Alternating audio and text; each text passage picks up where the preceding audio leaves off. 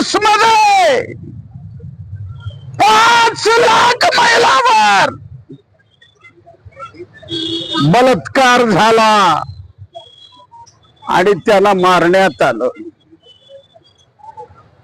मी विचारणार आहे मुख्यमंत्र्याला, मुख्यमंत्र्याने म्हणलं 2 महिन्यात मी फाशी द्यायला लावला। मुख्यमंत्री साहेब, त्या पीडिताच्या पालकांनी मुलाखत दिली, 2.25 वर्षानंतर